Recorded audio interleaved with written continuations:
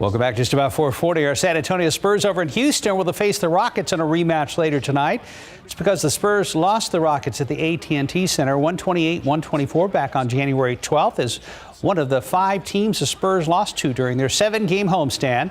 But now Houston has dropped to the worst in the West, a game the Spurs have to win after they fell to the Sixers at home Sunday night in a close one, 115-109. That's where Jakob Poeltl scored his 16th double-double with 25 points, 10 rebounds, surpassing his total from last year at 15.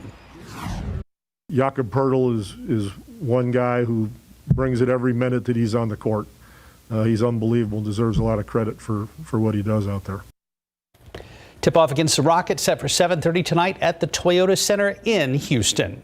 Pro football coverage powered by Davis Law Firm.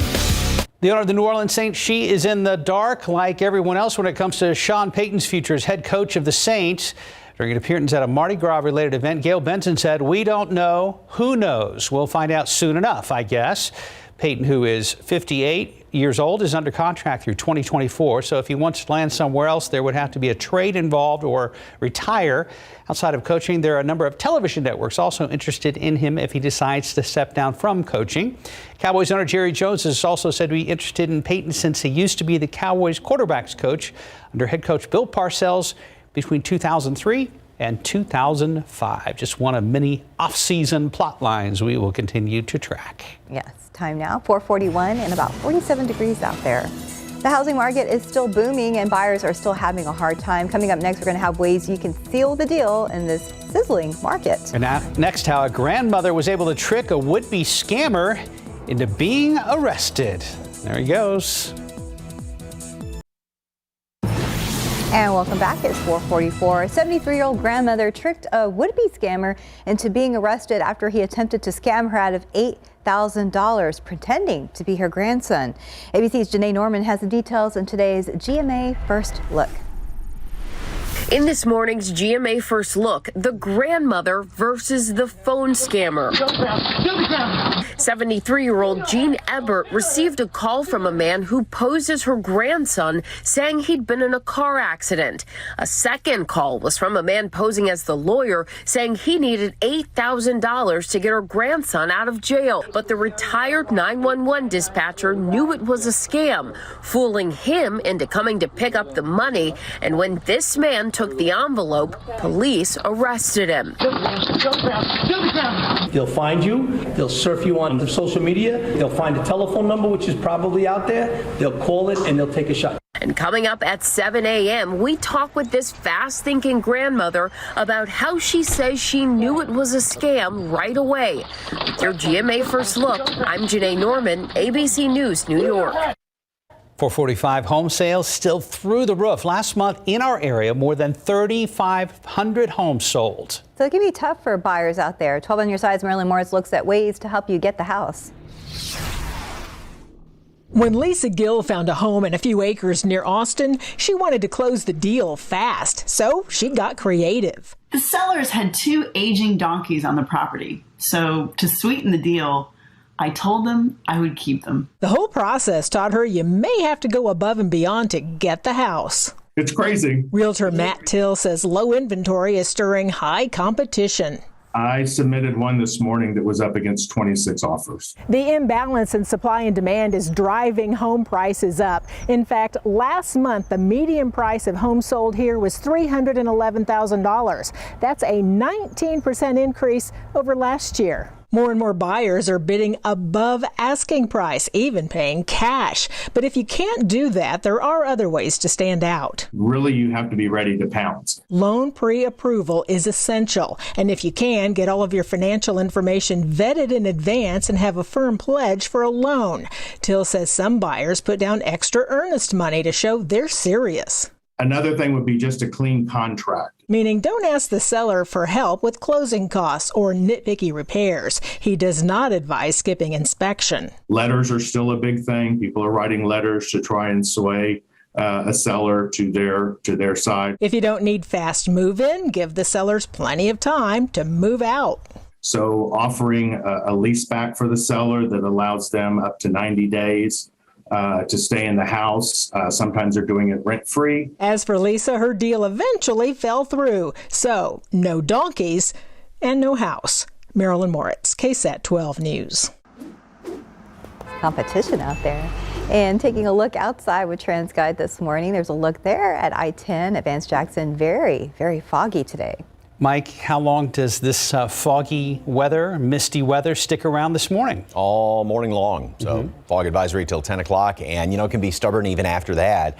Some folks aren't seeing any fog, but most everybody is seeing fog in one way, shape or another. And then you got damp roads on top of that. So, and is it pretty much every county in our viewing area this morning? just about, except the far northwest and west. Okay. But that can change as well. But here's what it looked like over in the medical center, thanks to Yvonne. And this was earlier this morning. Yeah, it moved in quite early. And when it's, it always seems like when it comes in and it's already, this thick, this early in the morning, it just gets thicker and it almost seems like it wants to stick around that much longer. Out at the airport, visibility has now dropped down to a half mile. It's improved both Randolph and Port SA.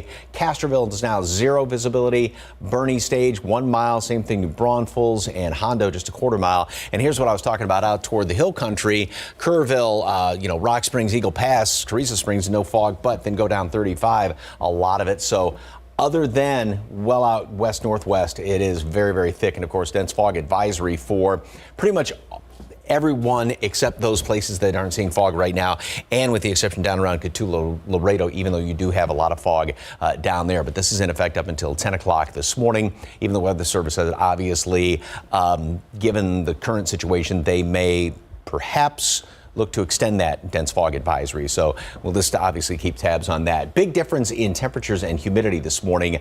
A very lower dew points in the hill country, but those numbers are running neck and neck with even the air temperatures out there. So you got to watch out even for some fog to form up out in portions of the hill country. And we're going to keep some of this humidity around throughout the day today and the overnight hours. So we may see a little bit of fog forming up again tomorrow morning. That's going to be kind of dependent upon the cloud cover as well. But notice how the wind shifted around to the northeast. There's, as we call it, kind of a backdoor cold front that moves on in here. Backdoor just meaning instead of coming down kind of from the north, it almost sweeps in from what is the backside from the northeast. And so that then is going to pull down a little bit cooler air. So we'll hit 60s today and then just stay in kind of jacket weather 50s for the rest of the week. And that will dry things out somewhat, but clouds really aren't going to be going away all that much. We'll have partly cloudy skies today, and then we go into tomorrow, and again, it's going to be really dependent upon cloud cover as far as where the fog is, and then we'll have some sunshine, but then cloud up, I think, fairly quickly throughout the afternoon hours. Going into Thursday, then, we do have a chance for some rain. First of all, the gee whiz for this morning, once again, 21 below International Falls. Wind chill 36 degrees below zero up there to the north. The majority of that brutally cold air obviously stays up there to the north, but we're kind of, this just is such a heavy air mass. It's just kind of oozing down here. And so that's why we are going to be seeing some of these relatively cooler temperatures. Nothing like what we had last week. Yes, we will get close to freezing by Saturday morning with some clear skies, but we'll at least get back up into the 60s. 57 degrees today at noon. Mostly cloudy skies, a lot of stubborn fog hanging around here, and I think we see more sunshine later on today, get up to 63. Now, tomorrow, I'm going to call it mostly cloudy skies. I think we see the clouds come back in here fairly quickly and some more patchy fog around here. Then we get into Thursday, and there's a little bit of a front. Obviously, it doesn't do much with temperatures, but it's going to try and squeeze out some rain. Will it be a lot? No, unfortunately. Just kind of messy commute then probably Friday morning. And then we clear out fairly quickly Friday, and we're setting up for a gorgeous weekend. Like I said, close to freezing then by Saturday morning. Big warm up throughout the day. Same thing on Sunday. Great way for the last weekend of January, but just watch the fog this morning. And did you want us to yell gee whiz on those Canadian temperatures, or that, if you would like? Optional? Yeah. Next time around. 36 below wind chill? Or if you want to do like a fireworks display, and just, ooh, whoa, Okay. whatever strikes you in the mood. Okay, All right. got it. Thank you very much, Mike. We appreciate it right now. Feeling lucky now. Yes, we are. Okay, 451, 47 degrees. And coming up next, Adele is celebrating another win on the Billboard charts and a preview of the final season of Ozark on Netflix. Real quick, happy birthday to Monica Galvan, a GMSA viewer. She's 49 today. Happy birthday. Pick 3 number 634 Fireball 8, Daily 4 4598 Fireball 5. Cash 5, 3, 13, 24, 29, 33. And Texas 2-step 4, 13, 16, 32. Bonus ball 29. Your Powerball numbers 11, 29, 30, 47, 53. Powerball 16, Power Play 3. Good luck. Big milestone for Adele, plus a Netflix series is beginning its final season. For the latest on what's happening in Hollywood, here's ABC's Jason Nathanson. When my uncle first told me about your disagreement with Helen, my vote was to kill the two of you. Say hello to Javi. Alfonso Herrera plays the new drug kingpin in training, Javier Elizondo, in the Netflix series Ozark, which just dropped the first half of its final season. Fans had the weekend to get acquainted with the unpredictable character who makes some major moves as we head into the final 7 episodes. And Herrera tells me that's just the beginning. Believe me, if you think season 4 part 1 was mind-blowing, wait for season 4 part 2. It's times 20. The final 7 episodes of Ozark have already been filmed, but no word yet when we. My song is a joyful feminist anthem, and she's proud that the video features women from all walks of life.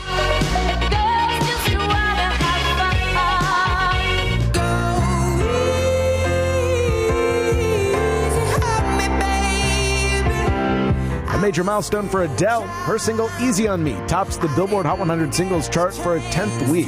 That ties her longest reign at number 1. Adele's Hello spent 10 weeks on top in 2015 and 2016. And on the album chart, the soundtrack to the animated Disney film Encanto returns to number 1 for a second week. And we're singing happy birthday today to Alicia Keys. The 15-time Grammy winner is 41 today, while Blackish star Jennifer Lewis is 65. And that's what's happening in Hollywood. I'm Jason Nathanson, ABC News, Los Angeles. Time now, 4:57 and 47 degrees for now. Still ahead on GMSA, more than 8,000 U.S. troops waking up on alert this morning, getting ready for a possible deployment over concerns Russia could make a military move on Ukraine. Plus, we're going to have a new look at Tesla's Cybertruck. That's coming up in Tech Bites. And as we get our morning commute going, as we're taking a live look at 37 and Fair Avenue, Stephen Cavazos is in the house. We'll check with him coming up at the top of the hour. You're watching GMSA. Thanks for starting your day with us. We will be right back. Live from KSAT 12. Good Morning San Antonio starts right now. I'm ABC's Em Nguyen in Washington. As tensions rise with Russia, the United States is now putting thousands of U.S. troops on heightened alert to potentially get deployed to Europe. The latest coming up.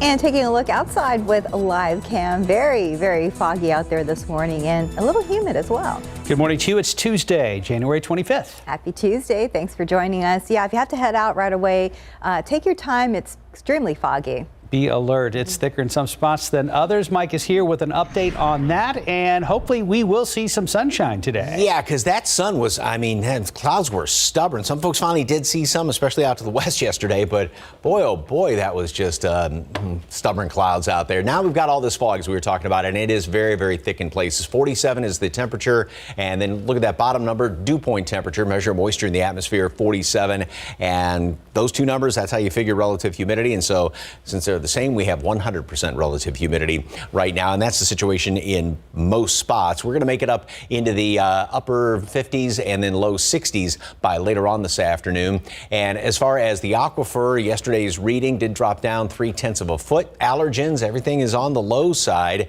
Mountain cedar, we'll see. We've got a little bit of a northeasterly breeze later on tonight and tomorrow. Maybe that's going to shake up the trees again, but the updated count, of course, is going to be coming out just after 7 o'clock this morning. All right, visibility, and it's going back and forth. It was just 2.5 miles, 2.25 mile in Port SA. It's improved a little bit. Castroville is, of course, still at 0. 1 mile now at the airport, so that's come up. So these numbers just keep kind of shifting and changing around here. 1/4 mile at Stinson as well as in Hondo. But then notice Kerrville and out in the hill country, no problem out there, but that can change very quickly because you also have relatively very high humidity out there. A lot of fog going down 35 and then out to the east. So most everybody, with the exceptions out here in the hill country, does have fog. And we do have the dense fog advisory up until 10 o'clock this morning. So it is definitely going to be on the stubborn side. And also, number-wise, we're above normal right now at 47, should be at 42, but with all that humidity, it's that damp chill that kind of sneaks down the back of your neck because that moist air does actually conduct the heat away from your body, and that's why it does feel chilly on a morning like this. And then partly cloudy skies later on today, mid-60s. Rest of the week, a little bit cooler. We're going to be staying right around the 50s, so definitely jacket weather the rest of the week. Nothing too awfully cold, though. I mean, cool mornings, obviously. A couple of showers late Thursday into Friday. And then the weekend, now we will start off cold, close to freezing Saturday morning, then big warm-ups both days. Lots of sunshine. Good-looking weekend. Make some outdoor plans. All the details coming up in just a couple of minutes. Traffic Authority, Stephen Cavazos, good morning, sir. Is the fog causing problems? Well, Mike, it's still very early right now, so we're seeing a lot of fog and a lot of empty roads, so it does look like a creepy John Carpenter film as we take a look at TransGuide. We do have a stalled vehicle there of 281 at Sprucewood, I-10 at Hackberry. Just a few folks out there, but we are definitely seeing a lot more fog and a lot of these TransGuide cameras and a few drivers out there, so just remember to take it slow this morning. Bringing your attention to the map, you did see a stall on one of those cameras. That's located, again, right at 281 northbound at Sprucewood Lane. Still very early on to where we're not seeing so many of these stalls that are popping up and not really causing any issues on the roadway, but hopefully that driver does receive some assistance. It is very foggy, as you saw on those TransGuide cameras, so make sure that you are giving these drivers and first responders plenty of room to get incidents like this cleared up and make sure everyone can get to be where they need to be on time and safely. Pushing you out of the map, we do see a wider look at the map and see that, again, that fog doesn't appear that it's caused any issues just yet. It's still very early on, not a lot of folks out there, but again, take it slow. If you're traveling into San Antonio right now, these inbound times are looking pretty good for you. I-10 coming in from Bernie in those eastbound lanes, we're looking at 24 minutes at this hour. 26 coming in from 281 Bulverde in those southbound lanes. And if you're traveling 35 southbound from New Braunfels, 26 minutes at this hour. So again, no problems out on the road, big problems that is. But again, when you see situations like this and conditions like this, remember to take it slow and increase that distance. Guys. Thank you, Stephen. This morning, San Antonio police and Crime Stoppers need help solving an armed robbery case. Back on the night of January 13th, police say a suspect entered Kim's Express convenience store in the 5400 block of West Military, showed a gun, and demanded money. The suspect then got away and was not found. If you have any information, call Crime Stoppers at 210-224-STOP. You could get a cash reward for information you provide. The Bexar County Sheriff's Office says it wants to move away from arbitration and change the deputy discipline and appeals process under a new collective bargaining agreement. For the first time, Sheriff Javier Salazar announced BCSO will be adding a Citizens Advisory Action Board as part of their disciplinary process. Which cases go before the new board is up to the sheriff, complainant, deputy, or respondent deputy. The board will then give advice after listening to evidence in the case, and the sheriff can choose whether or not to follow it. If a deputy does not like the sheriff's decision, they can turn to the Civil Service Board. This cuts out a third-party arbitrator, and according to Salazar, keeps the decision local. They've got to live with the consequences of, keeping somebody in a profession that maybe doesn't need to be anymore. County commissioners still need to sign off on that agreement. Well, this morning, the Pentagon putting American troops on high alert to potentially deploy to parts of Europe. ABC's Em Nguyen is in Washington with the latest. With the worries rapidly rising that Russia could invade Ukraine, President Biden has directed the Pentagon to put 8,500 troops on heightened alert, ready for deployment at any moment to support NATO forces in Europe. Military bases in California and Delaware are quickly loading up ammunition and other military aid to ship to Ukraine. Former Deputy Assistant Secretary of State and ABC News contributor Colonel Stephen Ganyard says the administration is walking a fine line. They don't want to further provoke Putin by moving U.S. troops into various parts of eastern NATO, but they also want to make sure that they are on guard. President Biden now facing a test to see if he can forge a united allied stance against Russia's president, consulting with key European leaders last night. I had a very, very, very good meeting, total unanimity with all the European leaders. This week, France and Germany will host talks with Ukraine and Russia in hopes of a diplomatic agreement. The Department of Homeland Security warns the threat of Russia launching cyber attacks on the homeland remains high if the U.S. or NATO responds to an invasion, saying in a statement, quote, Russia maintains a range of offensive cyber tools that it could employ against U.S. networks. This comes as more than 100,000 Russian troops mass along the border with Ukraine, prompting fears for what Putin might do next. We see that he's pushing very hard to install a puppet government in Kiev, which would be his ultimate goal. It's very difficult to understand how Putin is able to unwind this all and bring it down to something that's less than war. While recent moves may suggest imminent war, Ganyard says it's the last thing the U.S. wants. Instead, he says President Biden is trying to tamp down the situation without becoming militarily involved. Em Nguyen, ABC News, Washington. Back here at home, new COVID cases in Bexar County topping 7,000 to begin the week. There are also 3 new deaths being reported. Our 7-day average is 5,500 cases a day. 1,257 COVID patients are in Bexar County hospitals. 266 are in the ICU. 123 are on ventilators. And time now, it's 5:08 and about 47 degrees out there. Still ahead, we'll tell you about a new record number of reported data breaches for 2021. Also up next, how a new local program is helping to better connect potential employees with employers who desperately need workers. And if you have a large truck with a horn that sounds like a foghorn, you're winning today because you'll need it. It is very foggy out there in some areas. If you are traveling today by car or plane, check ahead, make sure conditions are good. We're going to keep tabs on that all morning for you.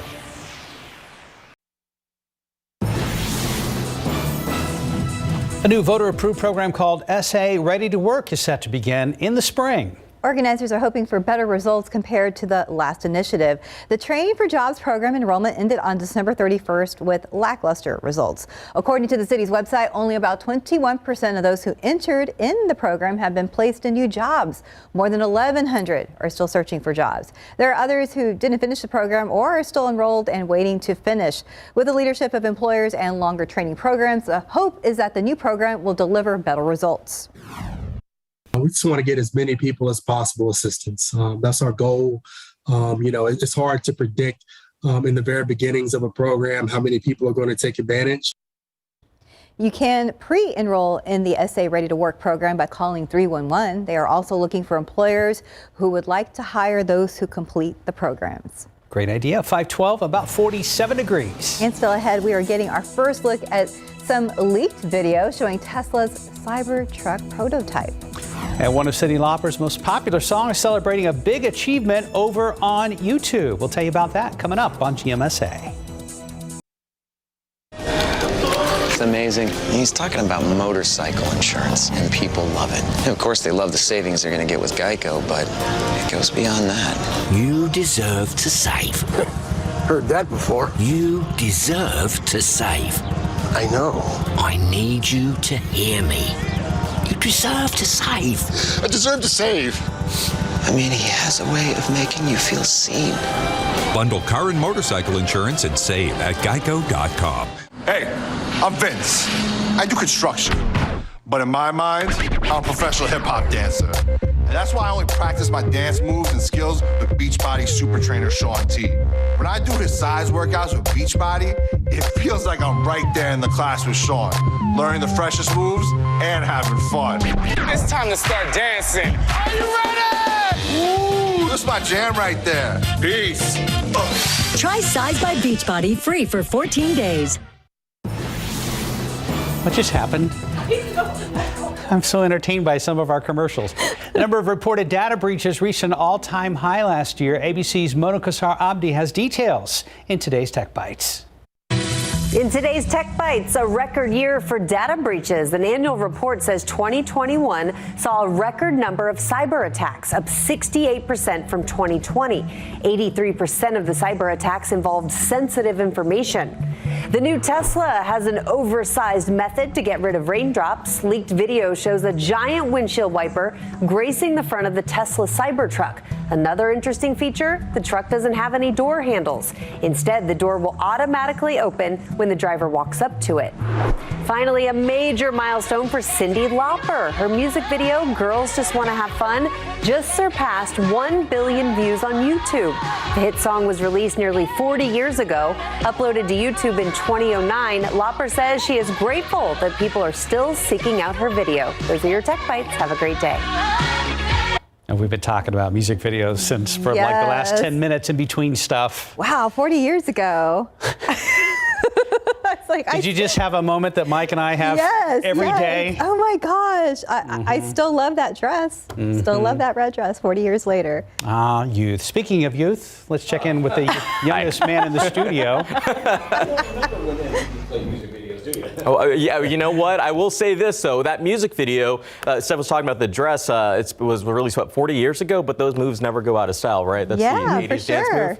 I don't know. We could still rock those moves. I just stick to this. This is the only move I got, but shout out to Cyndi Lauper. All right, let's go to take a look at the roadways. Get me out of the hot seat right now. 281 at Sprucewood. We still have that stalled vehicle that's been out there for a little while and some fog out on the roadways. So remember to keep it slow and increase that distance between other vehicles. Not seeing a whole lot of people out there this early in the morning, but it is only a little bit after 5. So we don't expect a whole lot of traffic, but there is some. So you got to take it easy out there. So we're going to go ahead and bring you to the map because we have a new stall that also popped up here off 35 southbound at Somerset Road. As the morning does go on, we're spotting a few more of these issues. So again, watch out for these drivers. Taking you up to 281 where we have that second stall right at Sprucewood Lane. Keep in mind, it's in the northbound lane, so you want to make sure that you're giving that driver plenty of room. Again, these seem to be the problems right now, and something that we're going to go ahead and continue to look ahead to as the day goes on is some road work a little bit further up on I-10. Now, keep in mind, this road work started yesterday and should be wrapping up on February 4th. That's next week. That starts from 9 in the morning to 4:30 in the afternoon. Now, that's led to the exit ramps to be closed in both directions from Balcones Creek to Scenic Loop Road. We are going to continue to keep our eyes on I-10 in Kendall County because there is a ton of road work going on out there, and that's expected to be completed by spring of this year. So again, something to keep in mind, and hopefully we won't see any delays as the morning does go on, but it is still very early, and as the morning does go on, that's when we start to see more problems. So just remember to take it easy out there, guys. Yes. We shall. Good reminder.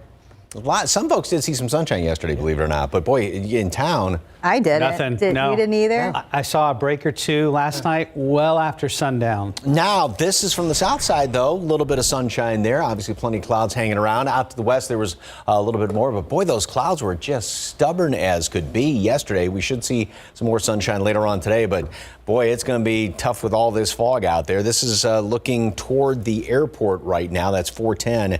And yeah, it's very soupy. Visibility has dropped. Now, remember, it was just up to about, 2.5 miles or so.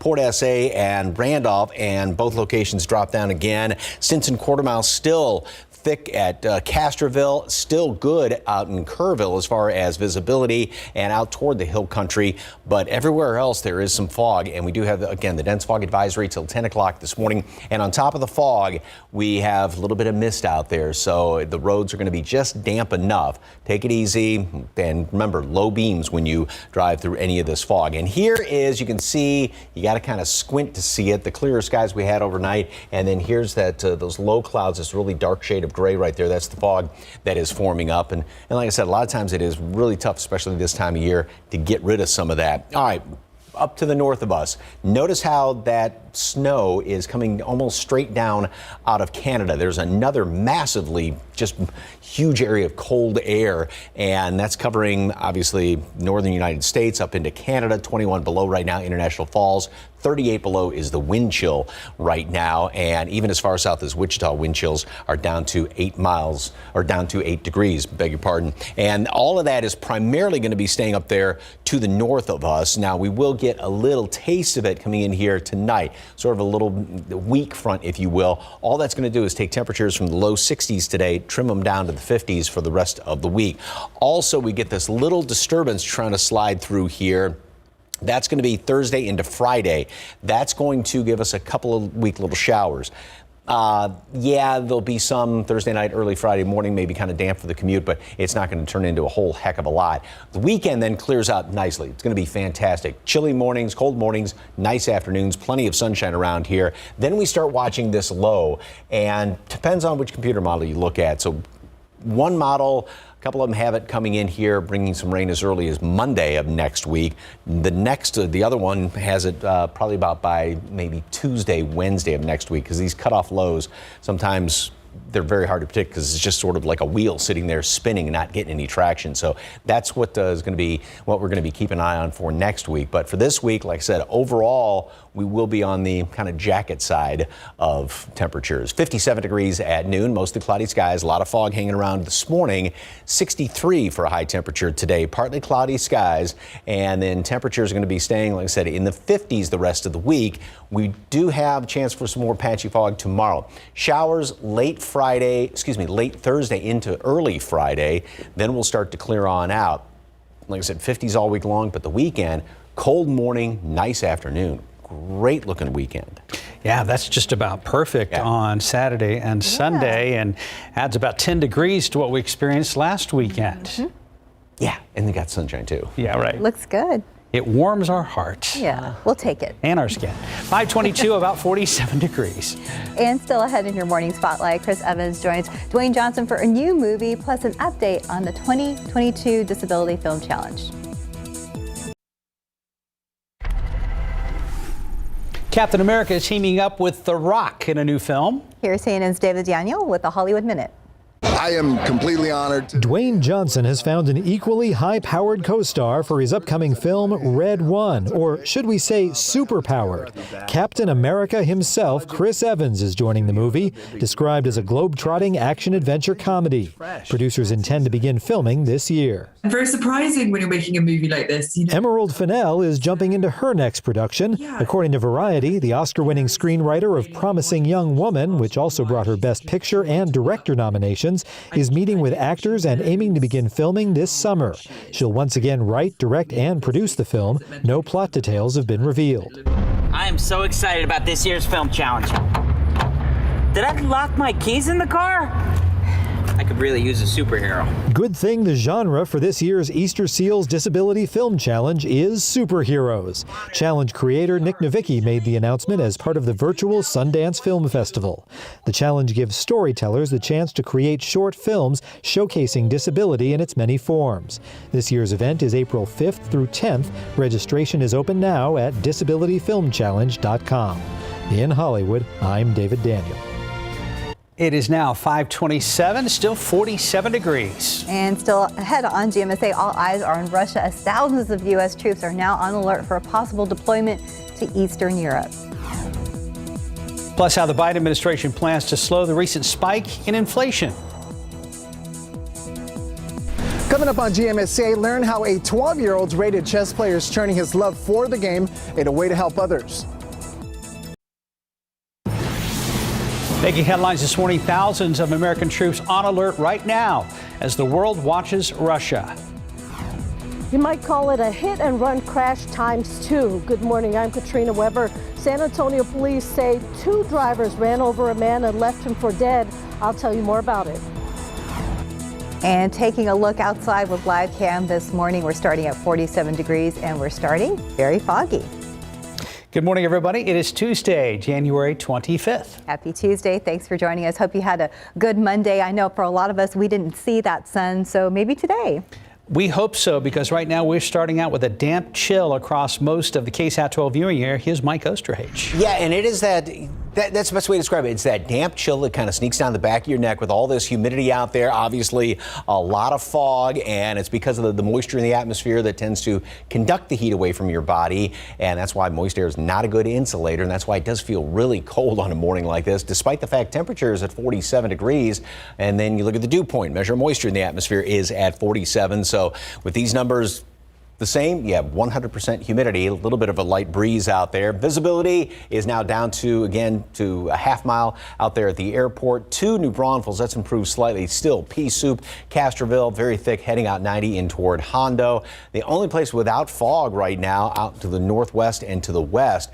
Then Eagle Pass, nothing. Carrizo Springs down to a quarter mile. Dense fog advisory. It does not include, this is out of the Corpus Christi Weather Service office, so they haven't issued anything for Cotulla, Laredo, but obviously you got a lot of thick fog down there. But dense fog advisory is in effect for a good chunk of the area, with the even around Kerrville, even though they don't have any fog as of right now. But this is in effect up until 10 o'clock this morning, so it will be very stubborn. Freezing temperature right now, Kerrville, close to it, Comfort, Bandera, and then a good 15 degrees warmer, if you will, here in town. And of course, all that humidity out there. Mold and Mountain Cedar are both on the low side. And throughout the rest of today, 57 at noon.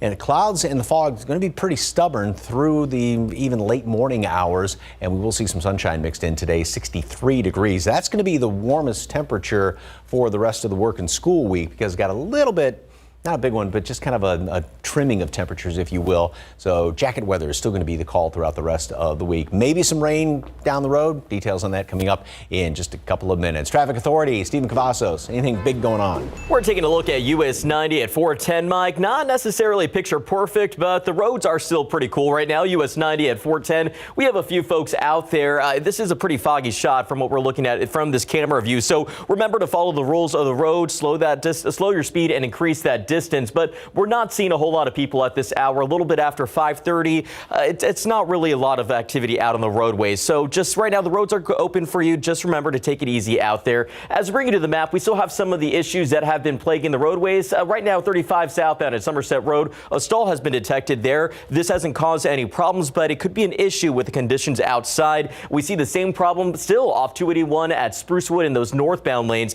Now, I just caught the corner of my eye that there are some flashing lights out there. That could be a TxDOT Hero truck working to assist that driver. They come in handy whenever we see tons of stranded motorists on the highway. Let's push out of the map and show you what we're looking at right now, because we are still in good shape for a little bit after 5:30. Right now, the roads are open for you, but just again, remember to take it slow out there this morning. And as we take you to those inbound times, still pretty green from Seguin on I-10 with 29 minutes to the downtown San Antonio area. In those westbound lanes, 22 minutes coming in from 87 and Livernia in the northbound lanes. And right now, your trip from Flotusville is not going to take you too long, just 28 minutes at this hour. But one last look here at US 90 at 410. Still pretty foggy out there. We're going to continue to watch these roads closely. If it stays this quiet, we'll talk construction coming up in the next few minutes. Mark, Stephanie. Thank you, Stephen. New this morning, San Antonio police are looking for not one, but two drivers who hit a man and left him for dead. Officers found the victim overnight on Culebra Road, just down the street from St. Mary's University. Katrina Weber is there now with a live report. And Katrina, do they have any leads on those drivers? Well, the only information that they shared with us pertains to only one vehicle, and it's pretty vague. It's a gray pickup. Now, police did not seem to have any information on the second vehicle that ran over that man. They were called here to the 2800 block of Culebra Road around 12:30 this morning, and police say they found the man in his 20s who had been hit and run over by two vehicles, but they did not find those drivers, who again both took off.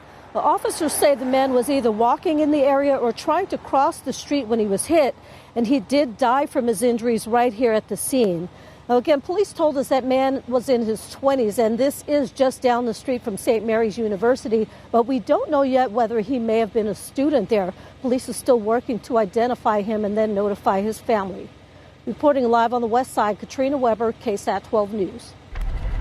Katrina, thank you. Will diplomacy rule the day? That's the big question as Russian troops massed near the border with Ukraine.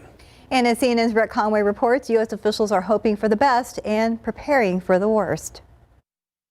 Glimpses of day-to-day life in Ukraine as the threat of invasion looms. More than 127,000 Russian troops have amassed at the border, waiting on word from Russian President Vladimir Putin. But war began here nearly 8 years ago when Russia annexed Crimea, which has a major port on the Black Sea.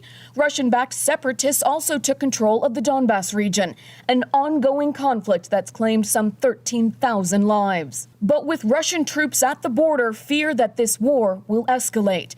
As many as 8,500 U.S. troops have been put on on heightened alert for a possible deployment to Eastern Europe, the Pentagon said Monday. They'll come from bases throughout the United States, and they'll be, if they're deployed, they would deploy as part of the NATO response force. U.S. officials say there's still room for diplomacy. We obviously want to see that succeed, but we've also seen Vladimir Putin add to his force capability, so he has shown no signs of de-escalating, quite the contrary, and I think it's something we're all watching with great concern. Concern and uncertainty. Nobody knows what's in his head right now. We don't believe that he has actually made a decision for another invasion, but he is increasing his option. We want to make sure that he fully understands the consequences should he incur again. Nobody wants to see another war. Nobody wants to see another conflict. But if our NATO allies need some support, we want to make sure they know we're there for them.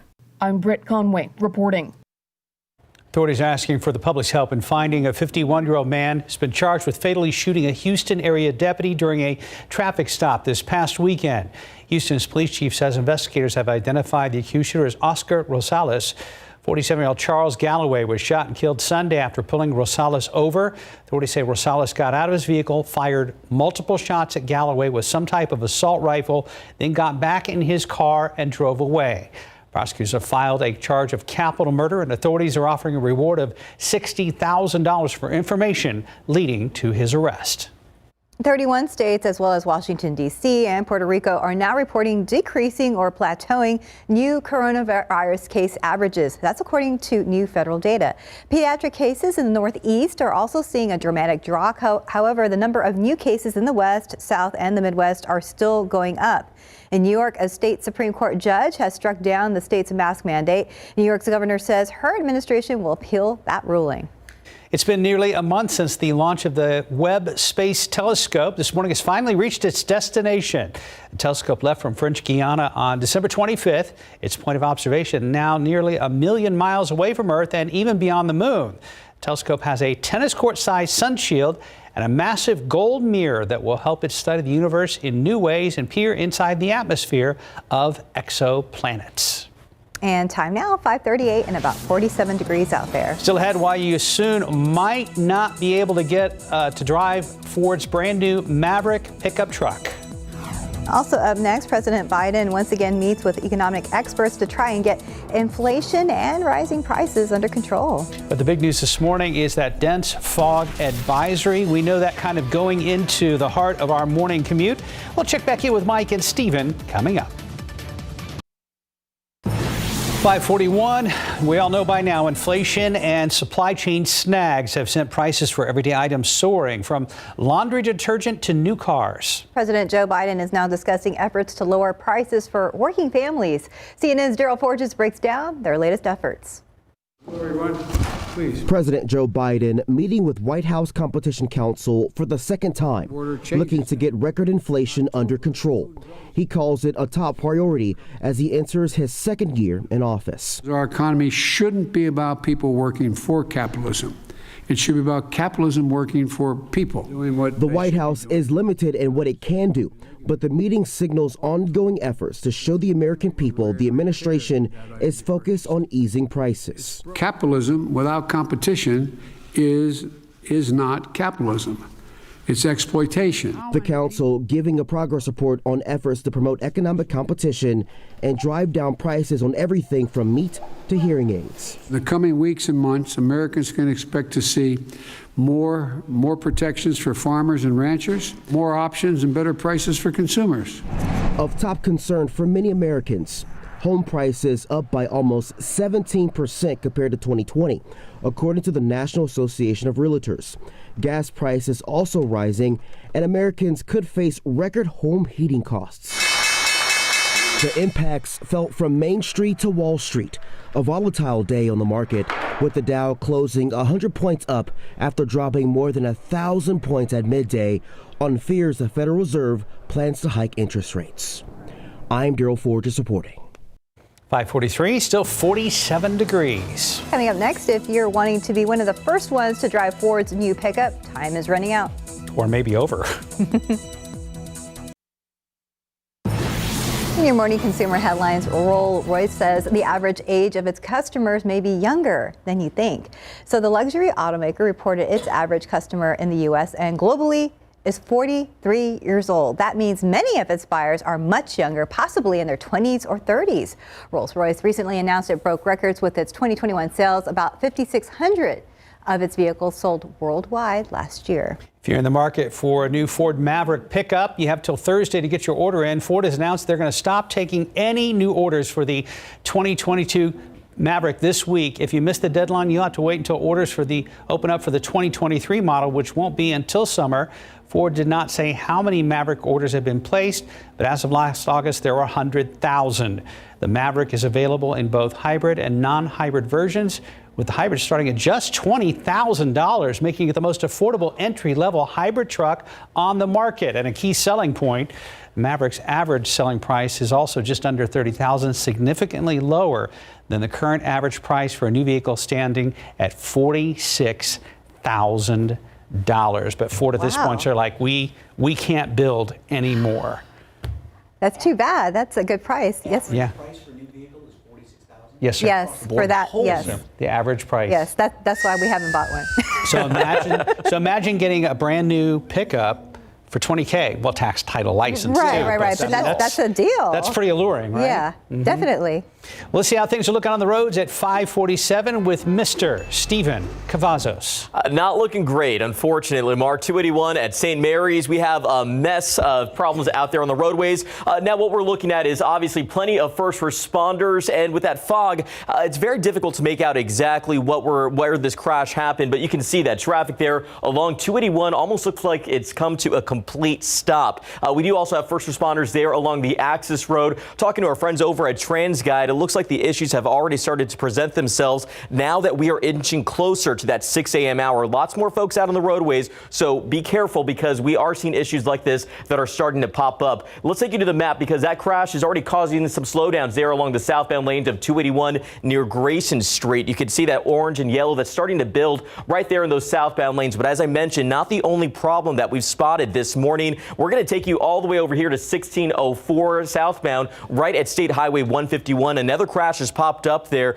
We are seeing first responders that are present at this scene, so make sure you are taking it easy out there this morning. Again, these problems are starting to pop up as the morning has gone on. As we jump out of the map, though, we aren't seeing too much of slowdowns across San Antonio, but the real issues are going to be like right here off 281 at St. Mary's. We're going to watch this scene closely, but it's not looking great out there. Drivers may want to find a different route. We'll look for those as well. Guys? Thank you, Stephen. That's beautiful behind you. Yeah, I was going to say, but right there where, 281 is doing all this in the curves, and the roads are probably damp out there because of the fog this morning. They are. Yeah, definitely get it down to at or below the speed limit. Oh, yeah, definitely. Okay, beautiful picture, and God's creation. It's just gorgeous out there. Some folks did see some sunshine finally yesterday. A lot of us did not, and boy, they kept temperatures just down in the low 50s. And notice how even a couple of drops on the lens right there, looking over off to the northwest by the airport. So that's perfect evidence that, yes, there's going to be some damp roads. Half-mile visibility now at the airport. It's dropped again at Randolph, Stinson. Castroville has actually come up a little bit, but, I mean, that's still pretty soupy. And all around the metropolitan area, it is very thick, and it's going to stay this way. Carrizo Springs now at 0 visibility, and it's getting thicker down around Cotulla, Laredo. Not bad still in the hill country, although Kerrville is, Kerr County and Gillespie County are both in the dense fog advisory. So you still have relatively high humidity out there, despite the fact you've got much colder temperatures. So that can change very quickly as far as the fog is concerned. So you got 31 right now at Kerrville, 34 Comfort. And then the dew point temperature is 30 in Kerrville. So you still have relative humidity well up in the upper 90s, and you might see a little bit of fog trying to form up. And then you've got temperatures that are much different here in the metropolitan area, again, with a whole bunch of moisture. This is down here at the surface, though, because upstairs in the atmosphere, we do have some fairly dry air, this darker shade of gray. So once these low clouds, which show up on the infrared satellite picture, here's that little dark shade of gray that forms up right there. Once they break up, which kind of stubborn this time of year, then we're going to see more sunshine thrown in later on this afternoon, which computer models do indicate stubborn clouds through late morning and then some sunshine later on this afternoon. We'll see some clouds then overnight, and tomorrow maybe kind of back and forth with sunshine and clouds. Then we get more of them coming back in here on Thursday. Thursday night, we do have a chance for a couple of showers around here. That's going to go into early Friday morning. Then we're going to be clearing on out. We do have a bit of a front moving through tonight. It's not going to be a huge blast. It'll just take temperatures that are going to be in the low 60s today, trim maybe 5-10 degrees off. So we'll just stay 50s then the rest of the week. Little bump in the humidity Thursday to help out with some of those showers. It's not going to be a huge rain event, unfortunately. And then we get another dry swath of air coming on in here, and that's going to set us up for a gorgeous weekend. I mean, this weekend is going to be a prize winner. Cold mornings, nice afternoons, beautiful. 57 degrees today at noon. Mostly cloudy skies, a lot of stubborn clouds, fog, some mist around this morning, and then 63 for a high temperature later on today. Tomorrow and the rest of the week, we stay in the 50s, and we got a chance for some showers Thursday, primarily late Thursday and early Friday. We'll start to clear out Friday. And then again, look at that weekend. We start off cold, right near freezing, obviously freezing in the hill country, and then up into the low 60s and plenty of sunshine. We like the sunshine. Yeah, weekend's looking awesome. Yeah, weekend looks good. This morning, That's a good example. What he there. said. Yeah. And we can't mimic it quite as well. No. We promise. 5:52, about 47 degrees. And coming up, Simon Pegg and Justina Machado lead the voice cast of a new Ice Age animated adventure debuting Friday on Disney+. We're going to have a special preview next. Good Tuesday morning. Coming up here on GMA, President Biden ordering thousands of U.S. troops on high alert this morning for possible deployment to Eastern Europe. That's over fears that Russia will invade Ukraine. We are live in the region this morning. They're going to see that and so much more coming up right here on GMA. The Lost World. The world's most dangerous place. Simon Pegg is back as the voice of the swashbuckling weasel in the Ice Age adventures of Buck Wild. You picked a bad time for a tropical vacation, lads. A dino named Orson just escaped from exile. Buck has had a whole sort of experience down there where he's met up with some other animals and formed a kind of superhero team to kind of keep the peace, but that's fallen apart. And so Buck is back to being a loner, talking to inanimate objects and looking after his pumpkin daughter. Buck, who's your awesome skunk friend? I'm not a skunk, guys. I'm a zorilla. What's the difference? The difference is I'm a mammal on a mission. Crash and Eddie are feeling like they have to venture out into the world, that they have to live their own lives, and they end up, running into Buck, and they run into some trouble, and here comes Z, this fabulous warrior. The movie is the 6th in the franchise, debuting 20 years after the original Ice Age. Thinking back that 20 years ago we started, the fact that we were able to make 5 movies just blew me away. The fact that, a new generation is starting to watch them now, it's crazy. The movie was made remotely during the pandemic. With animation, it's possible. And, with animators, they spend a lot of alone time anyway, just, in the zone, trying to animate the characters or, do the textures and lighting, whatever. So it wasn't that difficult. Hang on, Crash and Eddie! If we don't find them, I'm going to kill them. In Hollywood, I'm Rick Damigella. Well, in case you missed it, a San Antonio doctor won $250,000 backing on ABC Shark Tank Friday. Texas billionaire Mark Cuban will help mass production for a special straw called the Hickaway that relieves most people's hiccups. We have the entire backstory on our website at ksat.com. And congratulations to the inventors of that device. Ahead in our next hour, we have the latest on a fire in Baltimore that has left 3 firefighters dead overnight. And here at home, a man is dead this morning after he was hit but not one but 2 vehicles on the west side. Katrina Weber will join us live with the very latest. And TransGuide right now flashing lights, a whole bunch of them out there. 281 at St. Mary's. We have a lot of activity in that area, and it certainly looks like it's affecting traffic in one direction. We'll get details and an update from Stephen Cavazos coming up. The search is on here on the west side for 2 drivers who hit a man and left him for dead. I'm Katrina Weber. I'll have that story coming up. I'm ABC's Em Nguyen in Washington. As tensions rise with Russia, the United States is now putting thousands of U.S. troops on heightened alert to potentially get deployed to Europe. The latest coming up. It's game day, SA. Spurs set to take on the rival Houston Rockets tonight. We've got a preview. And taking a look outside with live cam. Be careful out there. We're starting foggy and we're starting at 47 degrees. Live from KSAT 12. Good Morning San Antonio starts right now. Good morning, everybody. It is Tuesday. It is January 25th, and Steph is back after a long weekend, which included a half marathon in Austin and finishing under 2 hours for the first time in your running career. Yes, I was excited about it. It should be. Yeah, it should be. Yeah, I mean, but the weather worked out. That's always very helpful. Cooler weather does help. It, very much so. The most amazing part is she did it dressed as a news anchor, dressed high heels, earpiece, everything. It was this amazing thing. So we'll try to find some video of that. How many, because you just did the rock and roll here in December, right? Yes. This one. How many do you do every year approximately? These are my first races back because, a lot of the races were canceled because of COVID. But I would, I used to, try to do at least maybe like 2 or maybe 3 a year. There are people who do much more, but. And then you just run 5 miles a day just because? Well, if I could, I try to squeeze that in there. It's a treat for me.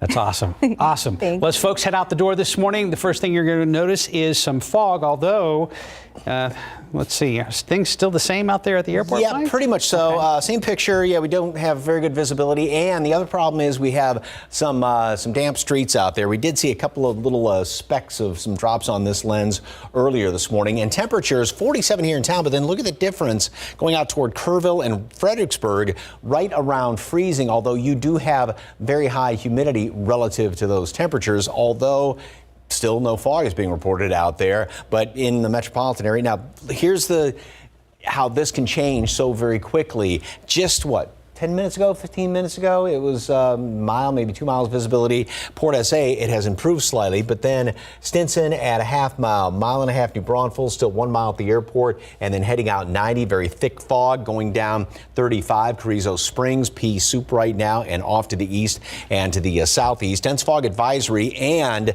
now counties down to the south and west have been added to this dense fog advisory up until 10 o'clock this morning. Allergens, mold, and mountain cedar are both on the low side. Updated count's going to be coming out in about an hour and a half or so. Temperatures pretty much aren't going to move this morning. We'll stay right where we are. And it is, even though we're about 5 degrees above normal, it's that damp chill with all that moisture in the atmosphere, which tends to conduct the heat away from your body. And so that's why, you don't want to bundle up on a morning like this. And then we'll see a little more sunshine later on today, although clouds and low fog and clouds going to be stubborn this morning. We'll get up to 57 at noon and top off with a high temperature of 63. Now is going to be the warmest this week for the work week, and then we get a little bit of a cool down, not brutally cold, but a little cool down throughout the rest of the week. Weekend looks fantastic. Details on that in just a couple of minutes. Traffic Authority, Stephen Cavazos. Big problems out there, right? Yeah, we spotted a lot of that fog in these TransGuide cameras, and we are also seeing a lot of flashing lights here at 281 at St. Mary's. Let's get a closer look. Now, what we're looking at from this shot from TransGuide is that traffic looks as it appears that it's come to a complete stop there. We do have plenty of flashing lights there along the highway, and it does look like we're spotting some there along the access road as well. I was checking the corner of my eye here at the TransGuide cameras. It does appear also that traffic is backed up all the way to Hildebrand. Now, taking you to the map, we are seeing that this is in the southbound lanes of 281 near Grayson Street. And as you can see on this map there, we do have a stretch of red a little bit further back. So this will definitely impact that morning drive, especially if you have to head out on the roads in the next few moments. And unfortunately, not the only issue. We're going to take a jump still over here off 1604 southbound, right at State Highway 151. I've noticed that there are flashing lights out there as well. Another crash has been reported. However, we're not seeing so much of an impact with traffic just yet. And it does look like this could be on the access road. However, either which way, you're going to want to either avoid these areas or pack that patience this morning. Taking you to show you a wider look at the map, though, you do see that it is still pretty much a quiet. We're not spotting big slowdowns, but we do have some stalls there along 35 near Somerset, along 410. And it does appear another crash may have popped up near 281 and 1604 on the north side. So we're going to watch these issues closely, but thankfully it does look like we're still in good shape if you have to travel into San Antonio from any of these neighboring communities. No delays just yet, but this is definitely going to cause a delay for drivers there along 281 right at St. Mary's. Is a view from TransGuide. Just remember to watch out. If not, pack that patience this morning. It's going to be a big one, guys. Thank you for the update, Stephen. San Antonio police say one driver hit a man, another ran him over, but neither stopped. This morning, they're working to track them down. The crash happened overnight on Culebra, just down the street from St. Mary's University. Katrina Weber is there with a live report. And Katrina, you mentioned earlier that the victim was in his 20s. Is there any chance he was a student at St. Mary's? Well, it seems like there is a possibility of that, but we will know for sure once police identify him. Now, they found that man in the middle of the street here in the 2800 block of Culebra Road around 12:30 this morning. All police know is that there was a gray pickup involved in this crash. They believe that is the vehicle that hit the man. Then a second one ran over him. He died right here at the scene. Both of those drivers kept going, never stopping to check on him, according to police. And it's a pretty safe bet that they will be searching this area a little bit later on today, looking for surveillance video. And once they find those drivers, they will face serious criminal charges. Reporting live on the west side, Katrina Weber, KSAT 12 News. Katrina, thank you. Crime Stoppers asking for your help finding the person responsible for shooting at a nightclub employee just days before Christmas last month. Shooting happened on December 20th last year, around 11:30 that night. Police say the man who was shot was working as the doorman at the Heat nightclub. There was some kind of disturbance at the club, and the suspect, along with a group of people, were taken outside. A short time later, the suspect returned to the club and shot at the security officer and others. If you know anything about this shooting, you're asked to call Crime Stoppers at 210-224-STOP. Now to the coronavirus and a new court ruling on mask mandates. It comes as many parents and teachers across the country ask whether kids should still be required to wear them in school. ABC's Rhiannon Alley has the latest. This morning, a major new ruling from the Supreme Court of New York on the polarizing issue of masks. A judge striking down New York's mask mandate for all public schools and locations. The Supreme Court has ruled that the mandates are unconstitutional. Overnight, Governor Kathy Hochul saying her administration strongly disagrees with the ruling, and the New York State Education Department telling superintendents across the state schools must continue to follow the mask rule while they appeal.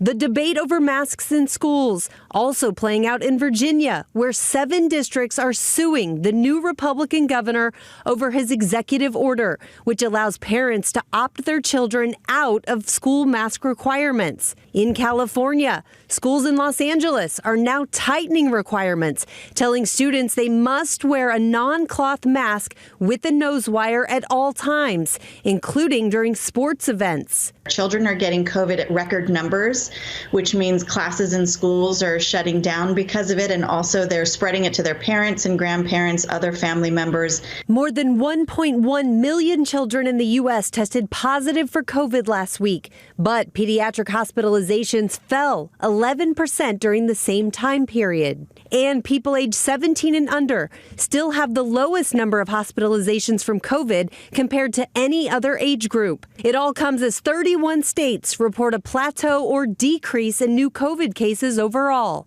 Rhiannon Alley, ABC News, New York. Today, witness testimony gets underway at the federal civil rights trial of 3 former Minneapolis police officers accused of failing to intervene as fellow officer Derek Chauvin killed George Floyd. Officers J. Alexander Kung, Thomas Lane, and Tu Tao were at the scene in May of 2020. Chauvin was convicted last year of murder. The other officers are broadly charged with depriving Floyd of his civil rights while acting under government authority. All 3 are charged for failing to provide Floyd with medical care. Tao and Kung are charged additionally with failing to stop Chauvin. The Pentagon says Defense Secretary Lloyd Austin has ordered around 8,500 U.S. troops. They're on heightened alert for possible deployment to Europe. The move is to reassure NATO allies in the face of Russian aggression on the border of Ukraine. Pentagon Press Secretary John Kirby says no final decisions have been made on U.S. deployments, but the troops need to be ready. Actual deployment could depend upon NATO deciding to activate its rapid response force. We're going to have more on this story in our next half hour of GMSA. And a reminder, we are less than a week away from the voter registration deadline. If you want a say in the March primaries, you have until January 31st to get that information in. Voters will be able to decide their political party's candidate in several races, including governor. 6:10 right now, about 47 degrees. And still ahead on GMSA, we're going to take a look at the latest music video to pass 1 billion views on YouTube. She looks familiar to me. Yeah, very familiar. And many Americans starting to plan their vacations for 2022. We're going to hear from a travel expert about some of the top destinations this year. And taking a look outside with live cam. Be careful out there. It's very, very foggy this morning. And welcome back at 6:14. 2022 is well underway, and many are starting to plan their big vacation getaways for the rest of the year. So, where should you go? ABC's Will Gans sought the advice of a travel expert. I just feel like I'm excited and I feel relaxed and I'm ready to party. If you're also ready to party, now might be the perfect time to finally plan your vacay getaway, even if travel might feel precarious given the COVID situation.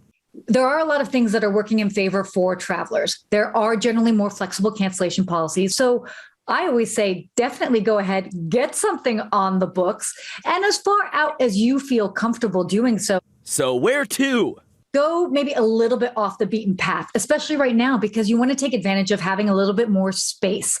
Let's say, for example, Southern Florida, you've got Miami, really, really popular, but some people are like, okay, it's so busy. Well, some other great places to explore. You've got Tampa. You could even do Sarasota. If you're tired of the cold, Arizona, go where it's warm, explore all of these national parks as well. If national parks seem to be a bit on the busy side, you can also explore state parks as well too. But if you want to go someplace warmer, Mexico has proven to be very popular as well. Sarah also recommends cities like Austin, Nashville, and San Diego for those looking to travel to cities that might be slightly less busy.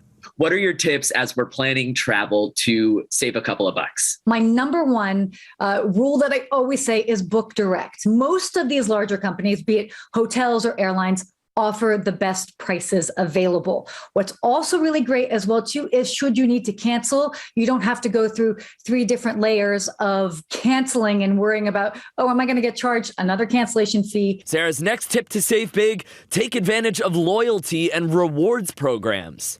And finally, really look to these bigger brands because that's a good time to score a really sweet deal. Will Gans, ABC News, New York.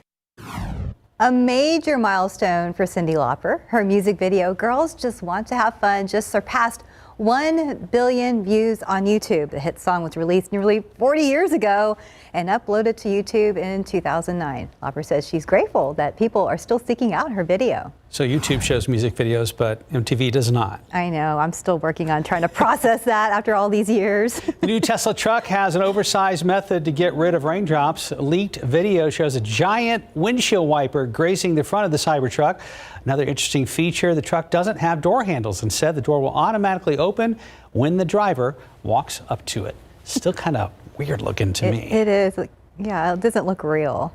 I guess we'll have to wait till a lot of people buy that and we see them on the roadways, but not this morning. Not this morning. And big problems right now. We're seeing huge backups on inbound 281. Stephen. And this is not even where the problem is this morning. 281 at Hildebrand, we are seeing a stretch of vehicles out there coming to a complete stop. Now, if you are just waking up with us and you have to travel through 281, may be wise to look for different routes this morning because as of right now, we are learning that this is temporarily going to be closed as first responders are working to clear a crash. But we can see the effects right now are stretching all the way back to 281 at Hildebrand. Again, vehicles coming to a complete stop. Now let's go ahead and take a look here at the map and pinpoint where it's happening because we know that this is in the southbound lanes of 281 near Grayson Street. And a little bit further back, you can see that we have some red and orange starting to build. That's that traffic that is again coming to a stop. But you again find a different route if you have to travel through 281 southbound, maybe a little bit later this morning. And as the morning does go on, we're starting to spot a few more issues out there. Let's take you all the way over here to State Highway 51 near our 1604 southbound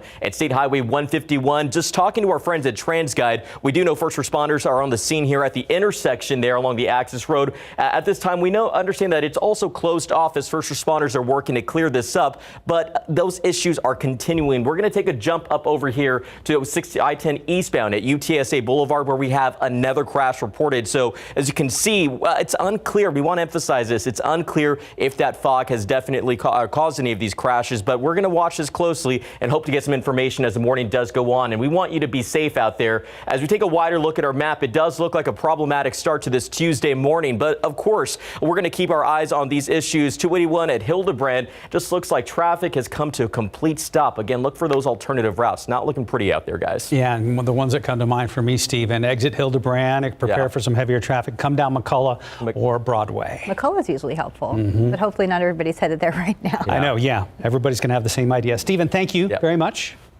Yeah, and I mean, do you think about the mist that's out there and right there going down 281 where you hit those curves, and it's one of the situations where it's not enough rain to wash all the dust and stuff off the highway. So this is when it's the slipperiest. And also, don't forget, if you run into any fog out there, make sure you use your low beams. All right, do I have all the buttons pressed here? Let's see, am I getting a bus coming across? Nope. Okay, bus is delayed. All right, here, take a look outside right now, and you can see that, boy, over there at Woodlawn Lake, when the sun finally came out just a little bit, it was absolutely gorgeous out there. Look at how still and calm that water is. Thank you very much for the KSAT Connect picture. All right, this picture really hasn't changed all that much. We cannot see the control tower out there at the airport. Visibility officially is just 1 mile right now at the airport. But then look at that, Port SA has jumped up to 7 miles. 3 Randolph, still Miles Stinson, and Castroville has actually come up a little bit. And then you've got nothing as far as any fog out in the hill country and off to the west. But then Carrizo Springs, Cotulla, and Carrizo Springs, Cotulla over toward Eagle Pass have been added to the dense fog advisory. This was expanded to the southwest just about half an hour ago. And again, it's in effect up until 10 o'clock this morning. And some of the fog may actually be a little stubborn in behind that as well. Temperatures, depends on where you are. Freezing Kerrville, and then 47 here in town, 49 at Stinson. But then we also have in both spots 100% humidity or close to it. 46 is the dew point here in town. So dew points, or excuse me, the relative humidity is well up in the upper 90s, and then you've got 100% humidity up here in Kerrville. But that doesn't automatically mean you have fog. Like I said, the visibility is still pretty good up there in Kerrville. We are going to keep numbers as far as dew point temperatures about the same throughout the rest of today. No big drop in them. And so what that means is by tomorrow morning, we're probably going to be dealing with a little bit more of this fog around here as temperatures try to drop down a little bit in the overnight hours. Then we have a slight front that's going to come through. Winds will shift around to the northeast. That's going to pull in some drier air, and then that's also going to help to cool things down for the rest of the week. So we're going to be seeing temperatures, highs are only going to be in about the, say, 50, mid-50s on average throughout the rest of the week after today. Here's the low clouds and the fog that are hanging around here. They will be kind of stubborn, but there's some dry air upstairs in the atmosphere. And once the fog starts to break up a little bit, we will see some sunshine later on today. 57 at noon, mostly cloudy skies still. And then we'll see kind of a mixture of sunshine and clouds, 63 for a high temperature. About normal. Then with that little bit of cooler air, temperatures only stay in the 50s the next couple of days. Low temperatures right about normal, low 40s. Got some showers late Thursday into early Friday. And then we get another we clear out and dry air, and that's going to put temperatures down to about freezing Saturday morning. Double that. Beautiful in the afternoon, plenty of sunshine. Same thing on Sunday. It's nice to see a pretty significant warm up there for those weekend afternoons. Yeah, it's going to be like jacket in the morning, maybe not in the afternoon. Take a little drive into the hill country maybe this weekend. Thank you for the nice weather. Just send donations. Okay, we'll do. If you drive, we'll chip in for gas. Yes. Okay. He's like, 622 rather, 47 degrees. You're watching GMSA. And still ahead on GMSA, we're going to have a preview of the Spurs matchup with the Rockets. People everywhere living with type 2 diabetes are waking up to what's possible with Rybelsus. The majority of people taking Rybelsus lowered their blood sugar and reached an A1C of less than 7. Rybelsus isn't for people with type 1 diabetes. Don't take Rybelsus if you or your family ever had medullary thyroid cancer, or have multiple endocrine neoplasia syndrome type 2, or if allergic to it. Stop Rybelsus and get medical help right away if you get a lump or swelling in your neck, severe stomach pain, or an allergic reaction. Serious side effects may include pancreatitis. Tell your provider about vision problems or changes. Taking Rybelsus with a sulfonylurea or insulin increases low blood sugar risk. Side effects like nausea, vomiting, and diarrhea may lead to dehydration, which may worsen kidney problems. Wake up to the possibility of lower A1C with Rybelsus. You may pay as little as $10 for up to a 3-month prescription. Ask your healthcare provider about Rybelsus today. Welcome back. Just about 6:26. Spurs in Houston tonight. Well, they'll try to redeem themselves against the Houston Rockets. That's because the Silver and Black lost a close one to Houston at the AT&T Center, 128-124 back just on January 12th. Houston was one of 5 teams the Spurs lost to during their 7-game homestand, but now Houston has dropped to the worst in the West. So tip-off 7 o'clock this evening from the AT&T Center in Houston. Good luck to our Spurs. Go Spurs, go. Time now 6:26 and about 47 degrees out there. Still ahead on GMSA, a woman is in the hospital this morning after a shooting led to a car crash on the west side. We're going to have those details. And Katrina Weber is staying up to date on this morning's top story. A man killed after he was struck by multiple vehicles. She'll join us with a live report. Police say 2 drivers hit him, but neither stopped to check on a man. That man dying overnight here on a West Side street. I'm Katrina Weber. I'll have that story. Outside with live cam, and that really tells the story. Although this live cam is elevated, you're looking down right now at the I-10-410 interchange where traffic is building and people are moving through some pretty dense fog to start your Tuesday. It is January 25th. Good morning. Good morning. Thanks for joining us. Grab that cup of coffee. Give yourself some more time because you saw that fog out there. And big problems on 281 near the San Antonio River. We'll talk to Stephen in just a sec. Yeah, besides the fog, what you got to watch out for is a little bit of mist. I mean, at one point this morning we had a couple of drops on this camera over there by the airport. And just looking at this picture, a little bit out of focus, but it almost looks like this view may have improved ever so slightly. You can almost make out the control tower out there at the airport. Temperature 47 degrees. We're about 5 above normal, but it's that damp chill because we've got all this moisture in the atmosphere. Very high relative humidity, a little bit of a breeze out there. Visibility at the airport is still, though, being reported at just 1 mile. Port SA is the clearest spot in the metropolitan area, and then you head out toward the hill country and there's no fog out there, but it's going to stay fairly thick elsewhere, and this really gets thick over toward Carrizo Springs. And as a matter of fact, if you are just tuning in, the dense fog advisory was expanded to include Cotulla, Carrizo Springs, down toward Eagle Pass up until 10 o'clock this morning. And yeah, it'll be pretty stubborn, as it usually is. Mold and Mountain Cedar are both on the low side. The updated count is going to be coming out in about a half hour, 45 minutes or so. So chilly and fog, and that damp chill this morning. Then we will see some sunshine later on today. We're going to make it in the low to mid 60s. This is going to be the warmest day of the work week because we get a little bit of a cool down coming in here overnight. So that's going to keep temperatures right around high temperatures in the 50s, although low temperatures will stay in the low 40s the rest of the week. A lot of clouds hanging around here with limited sunshine. A couple of showers late Thursday into early Friday. Then we go into the weekend. Weekend is setting up right now to be almost perfect. Very cold in the morning, down close to freezing, and then we get up into the low 60s. Plenty of sunshine around here. All those details coming up in just a couple of minutes, including a small chance at some rain. Traffic Authority and Stephen Cavazos, still that big problem on 281? Yeah, not the only one, Mike. We're taking a look here at 281 at SA River. You can see this is the problem that has been causing delays for drivers that are trying to navigate through this mess this morning. You can see that we still have first responders, a few towing trucks out there as well. It's very difficult to make out exactly how many vehicles were involved in this crash. Of course, we're hoping those drivers are okay, but this has led to a mess of problems along 281. I really want to bring your attention right here to 281 at St. Mary's. That's where we're seeing that traffic that's continuing to build out there. So as you can see in those northbound lanes, while things are moving pretty easily, those southbound lanes are what's impacted. And as I mentioned to Mike just a few moments ago, not the only problem. We're going to start here at 410 right at US 90 where another crash has popped up in our system. We're not seeing slowdowns just yet, but the morning is still young. So as the morning does go on, we could start to see buildups, and that's not good for the early morning drivers. Now let's take you jump up over here here to 281 southbound at Grayson Street. Looking at TransGuide, it does appear that this portion of the highway is closed for now as they work to clear this scene up and get traffic off the highway there. Now, Steph and Mark also mentioned it may be wise for drivers to take Hildebrand and take McCullough if they have to head to the San Antonio area, the downtown area, that is. But we're not seeing delays on McCullough just yet, so just keep that in mind. That could happen in a few moments.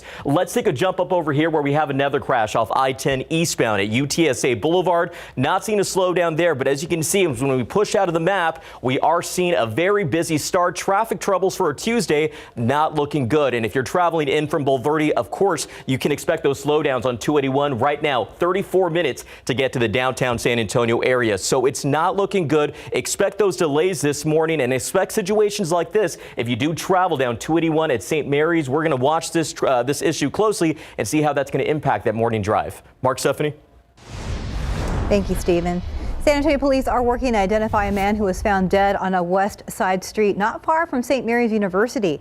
They believe he was hit by two different vehicles which kept going. Katrina Weber is live where it happened in the 2800 block of Culebra Road. Katrina, is there any update from police on their search for the drivers? Well, we know they did not make any arrests immediately. And at last check, they had just a vague description of one of the vehicles involved, a gray pickup. It seems that they didn't know a whole lot at all about that second car. Now, also, police did not know the name of the man who was killed right away. Police did tell us that he was in his 20s. They believe that he was hit first by the pickup, then run over by the second car as he either walked in the 2800 block of Culebra or tried to cross the street here. Now, those drivers took off. That victim, again, was killed in this crash. Police trying to find any evidence they can in order to track down those drivers. Well, although the victim was in his 20s and the crash did happen here on Culebra, not far from St. Mary's, we don't know yet whether this man perhaps was a student there. Again, police still trying to identify him and also to notify his family. Reporting live on the west side, Katrina Weber, KSAT 12 News. Also new this morning, a woman's in the hospital after a shooting led to a crash on the west side. Happened around 3 this morning on Old Castroville Road, not far from Highway 90. Police say a man and woman were driving in their SUV when someone in a black sports car started shooting at them. The woman was driving the SUV, ended up crashing into a utility pole. She was taken to a hospital with injuries from the crash. Nobody was hit by gunfire. The suspects drove away from the scene and are still on the run. The search is on for the person suspected of robbing a Southwest Side convenience store. It happened on January 13th at the Kim's Express on West Military Drive, not far from Old Pearsall Road. That's where police say a Hispanic man entered the store, pulled out a gun, and demanded money. If you have any information that could lead to the suspect's arrest, you are asked to call the number on your screen, that number 210-224-STOP. You could get a $5,000 reward. In Baltimore, Maryland, 3 firefighters are dead, one seriously injured after a fire at a vacant row house Monday morning. 4 firefighters were battling the fire from the inside and became trapped when the building partially collapsed. 1 firefighter died at the scene. 2 others were taken to Baltimore area hospital where they later died. Investigators in Colorado have arrested a suspect accused of starting an apartment fire that killed a 5-year-old boy. 37-year-old Alondra Michelle was detained Monday afternoon on charges of first-degree murder and arson. Police say she started a fire in one of the apartments after a domestic violence incident with another resident. That fire broke out early Monday morning. More than 30 others are left without a place to live. Authorities are asking for the public's help in finding a 51-year-old man who's been charged with shooting and killing a Houston area deputy during a traffic stop. Houston's police chief says the accused shooter has been identified as Oscar Rosales. 47-year-old Charles Galloway was shot and killed on Sunday after pulling Rosales over. Authorities say Rosales got out of his vehicle, fired multiple shots at the deputy with some type of assault rifle, then drove away. Prosecutors have filed a charge of capital murder, and authorities are offering a reward of $60,000 for information leading to an arrest. The Bexar County Sheriff's Office wants to move away from arbitration and change the deputy discipline and appeals process under a new collective bargaining agreement. For the first time, Sheriff Javier Salazar announced BCSO will be adding a Citizens Advisory Action Board as part of their disciplinary process. Which cases go before the new board is up to the sheriff, complainant deputy or respondent deputy. The board will then give advice after hearing evidence in the case, and the sheriff can choose whether or not to follow it. Now, if a deputy deputy doesn't like the sheriff's decision, they can turn the civil service board. This cuts out a third-party arbitrator and, according to Salazar, keeps the decision local. They've got to live with the consequences of, keeping somebody in a profession that maybe doesn't need to be anymore.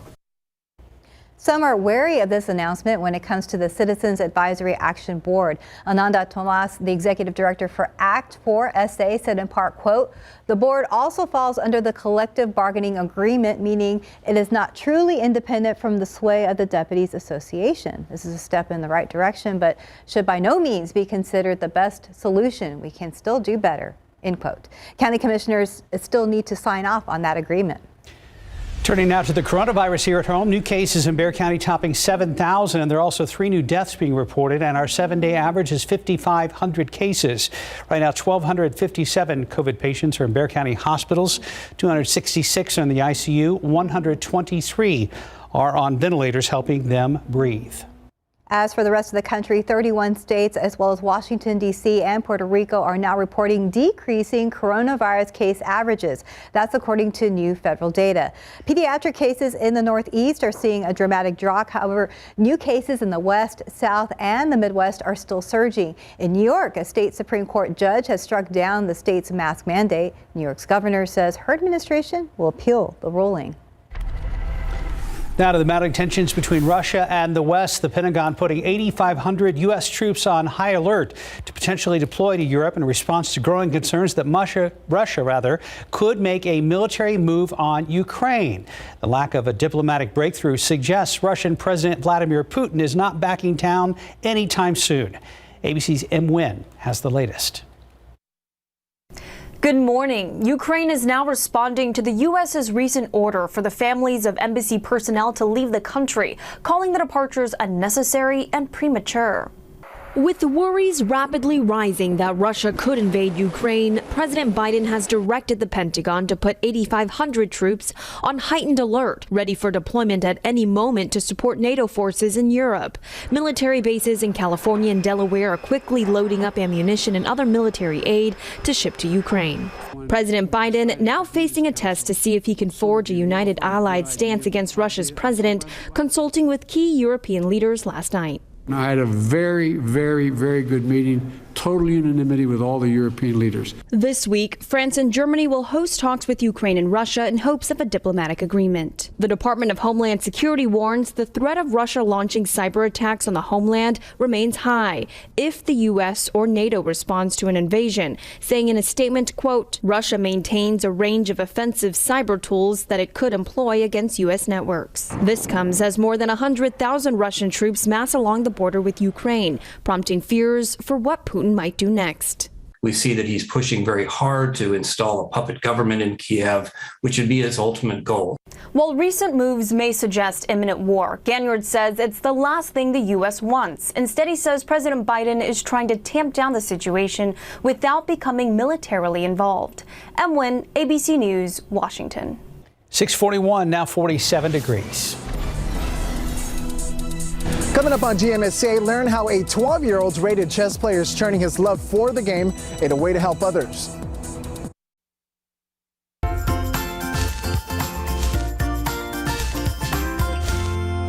And the game of chess can be complex and difficult to get the hang of, but a local 12-year-old has basically become a master player. As our Jonathan Cotto reports, he's using his skills to help others. It's a board game played by millions of people around the world, but mastered by few. So my mom just came out of the blue just to teach it to me, which was very shocking. It's a life changer. A game of war made up of pawns, knights, bishops, or the piece that looks like a castle. The objective? Victory, of course, or simply putting the opponent in a checkmate position. For 12-year-old Nathan Adelstein, it's more than a hobby. The game of tactical gambit has become his passion. Oh, I love it. I don't know a time when I don't play chess in my free time. But chess requires more than just a knack. It involves critical and analytical skills that Nathan has been bringing to the board since he was 6 years old. The parts of the game that are most captivating to me are like the thinking processes, the mental, like that you have to think through your moves, and that's the part that caught my eye. Jesse James Lozano, a national chess master, has coached Nathan for the past 2 years and says Nathan is a natural with immeasurable potential. It's such a privilege to see the development of students, and Nathan in particular was just, he's very, very smart, very, very intelligent. Lozano says much like real life, chess is a struggle. If you don't prepare to play the game, you won't get very far. The work that I've done, I've decided that I can help the people that I care and love by doing something I enjoy, because 2 people from my family have caught cancer. Such a cool and incredibly intelligent kid with an impressive ability to play such a complex game. But more applaudable is Nathan's big heart and his desire to want to help others. Nathan's tournament is going to be taking place March 20th. For more information, you can head on over to ksat.com. Reporting, Jonathan Cotto, KSAT 12 News. Thank you, Jonathan. We are keeping our eyes on the road. It has been a very busy morning, and US 90 at 410 is another trouble spot. We told you about this a little bit earlier, but very difficult to see this shot given the conditions outside. But we can make out that first responders and what appears to be towing trucks out there on the scene.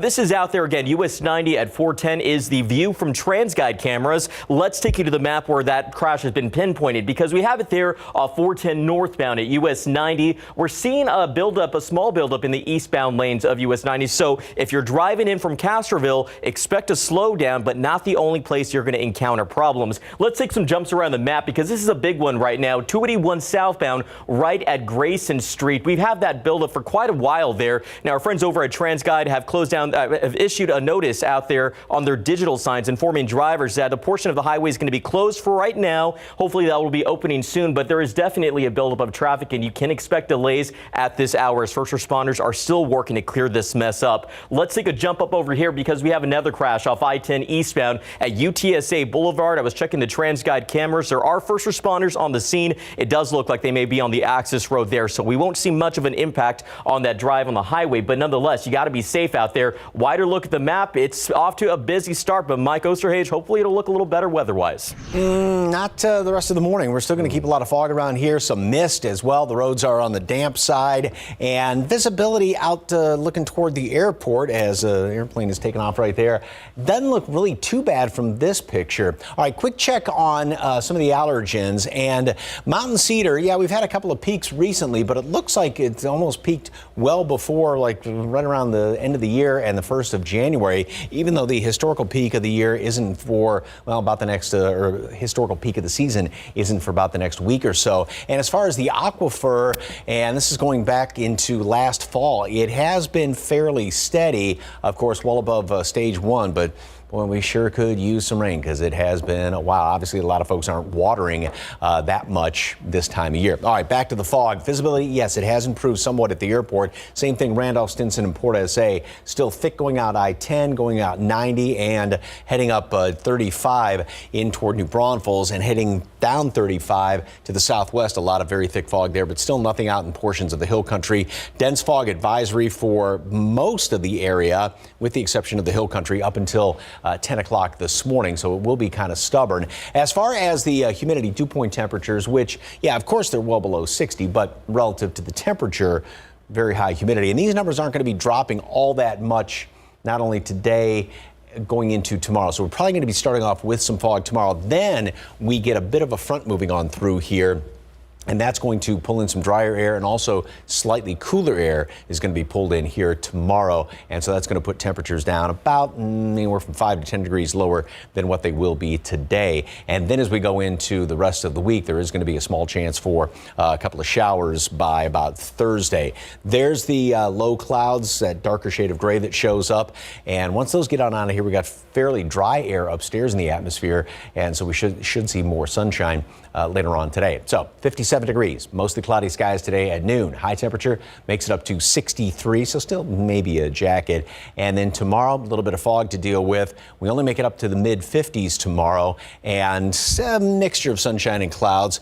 Thursday, chance of rain late and then going overnight into early Friday morning. Then we'll start to clear on out. Again, temperatures, highs only stay in the 50s through the end of the work week, school week. Then we go into the weekend. Cold start, warm afternoons, lots of sunshine. Looks good for the weekend. Steph, Mark? Thanks so much, Mike. Time check right now, 6:51, about 47 degrees. Home improvement can be a fun project that can bring couples together, but it can also cause some headaches if there are any disagreements. Tomorrow on GMSA, some tips for renovating in a relationship. Outside with Live Cam, you know the story by now, and that is fog and mist, and we're already seeing a number of problems. We're not surprised by that. We hope you do take some extra time, leave early, and slow down this morning, please. We'll be right back.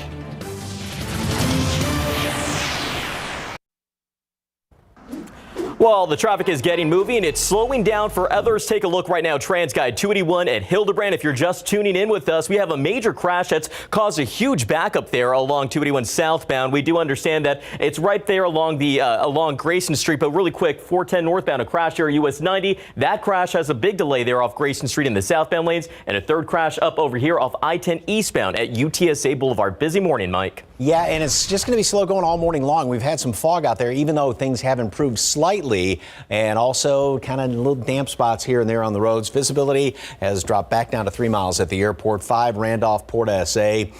Still a lot of fog hanging around much of the area. Nothing in the hill country, though, right now, but this will be sticking around for the next couple of hours, hence the dense fog advisory up until 10 o'clock this morning.